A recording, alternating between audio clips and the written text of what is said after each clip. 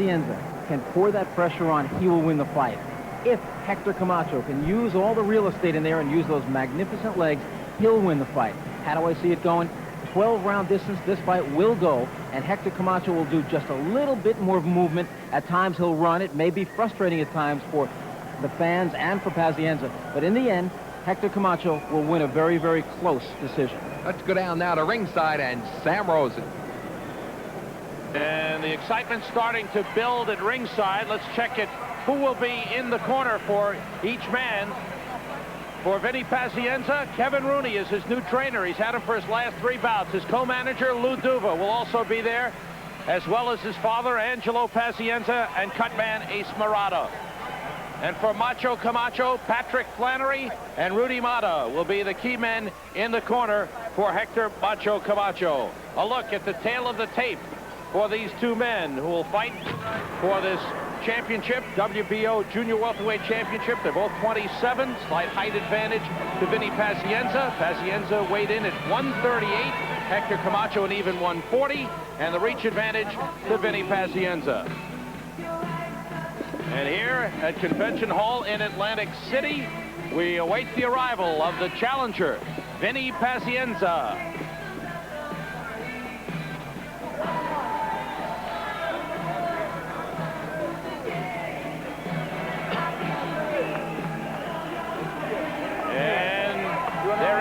The Tasmanian Devil with Kevin Rooney. And Kevin Rooney has been a welcome addition for Vinny Pazienza. He's a nice older brother figure. He was for Mike Tyson. He's been for Vinny Pazienza. A reassuring type figure. He's got to be in charge, but he's very effective with his fighters. The Devil heading for the ring. Vinny Pazienza, November of 1988, fought Roger Mayweather for the Junior Welterweight Championship, and Mayweather clearly outboxed him, outfought him, and a lot of people felt that Vinny Pazienza might consider retirement. Kevin Rooney came along and said he saw a lot in Vinny Pazienza, that he had a lot of heart, needed some work on some technical skills, and has helped him turn things around. He brought the left hook back into play a lot. What he'd like to do more is help on the defense and not have Pazienza lunging and leading as much with his chin. The Mayweather fight for Pazienza was also a matter of reach. He really could not get inside Mayweather. He won't have that same kind of difficulty tonight. He's got the running problem.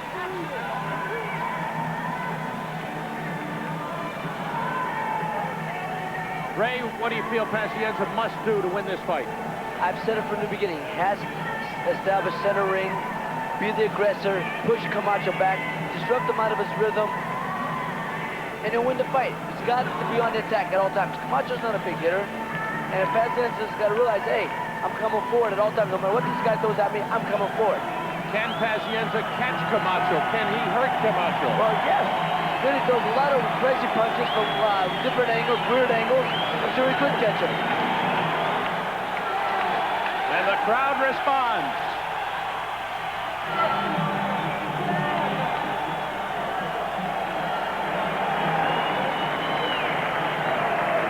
Over 4,000 people traveling down from Providence to see their hero, Vinny Pazienza, the former IBF lightweight champion who defeated Greg Haugen to take the title and then in a rematch lost it back to Haugen. Very rare that a fighter can draw outside of the casinos. Not many of them can. Vinny Pazienza, the exception, filling them up at the Providence Civic Center and bringing a big crowd down here. And it's Pazienza working himself into a frenzy. See, that, I don't know how good that is, because boxing is controlled aggression.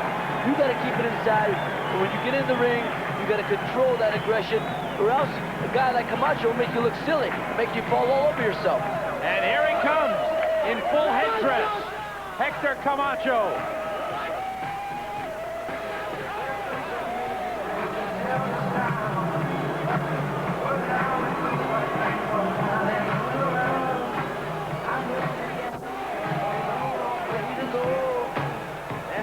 Hector Macho Camacho, who likes to paint himself as the villain, likes to provoke people, opponents, and the crowd.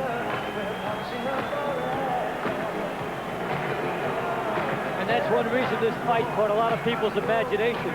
It was rooted in professional wrestling psychology like that. The clear-cut good guy and bad guy. It makes the rivalry bigger.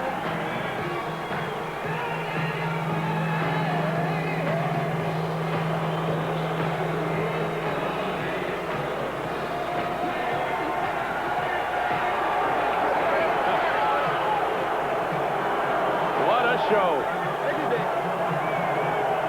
And much like the early days of Muhammad Ali when he was Cassius Clay and liked to run off at the mouth, many people pay money to see in the anticipation or hope that someone will shut the mouth of Macho Camacho. And just like Ali said, you get him quietly, one-on-one, he's a much more reserved personality.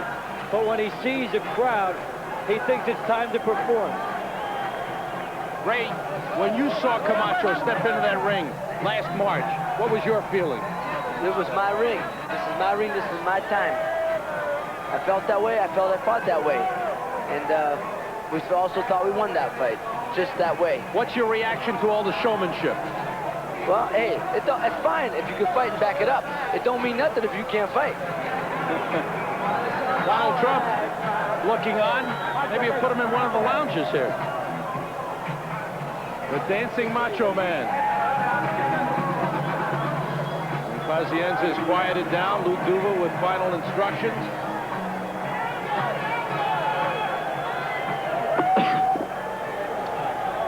We are set for the introductions to our main event. Let's go back to ring announcer Michael Buffer.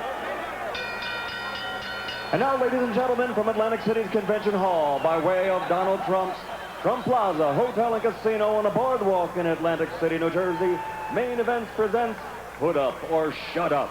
This bout is sanctioned by the New Jersey State Athletic Control Board, Boxing Commissioner Larry Hazard Sr., Deputy Commissioners Lawrence Wallace and Yogi Hiltner. The chairman is Jerry Gormley. Chief physician at ringside, Dr. Frank P. Doggett. Also at ringside, Dr. Charles Wilson and Dr. Paul Williams.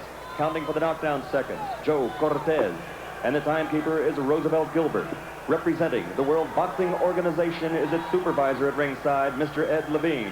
The judges for this bout, Richard F. Murray, John Rubert, and Jose Saucedo. And now, ladies and gentlemen, from the Trump Plaza Hotel Casino, let's get ready to rumble! 12 rounds of boxing for the WBO Junior Welterweight Championship of the World. The referee for this bout is Tony Perez. Introducing first, fighting out of the blue corner, he's wearing the white trunks with black trim, and he weighed in at 138 pounds even. From Providence, Rhode Island, he brings a professional record of 28 victories, 23 by KO against only 3 defeats. He's the former lightweight champion of the world, Vinny, the Tasmanian Devil, Pazienza.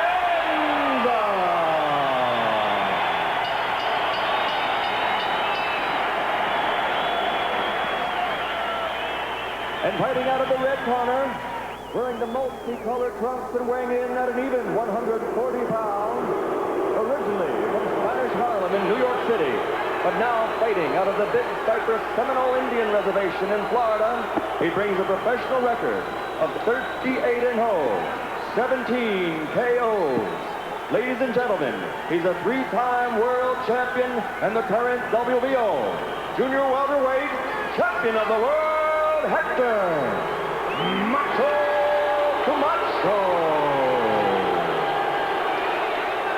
He certainly gets the fans to react. Either way, right. Tony Perez is the referee for this bout. This main event is 68th title fight. 21 years as a referee. I gave you your instructions in the dressing room.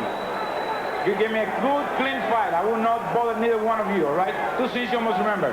Obey my commands at all times and protect yourself at all times. Shake hands. Good luck to both of you. Well, all the talking is over. And now we'll see who comes out and puts up. Important fight for Camacho. Pazienza, of course, looking for a return to title status. For Camacho, he needs to regain support of the people. Ray? Well, that's certainly true. He has to come out and fight an exciting fight. Try to make, like I said, I don't know if he's got it in him anymore. He seems to keep saying it, so we'll see. He's fought only 6 times in the last 3.5 years.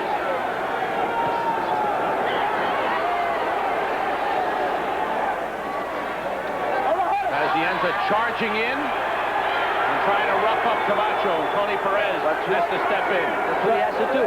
Something we talked about at the opening of the show is he's got to get Camacho close to him and make him think about that. The crowd will not let it be a dull fight. Pazienza can help it.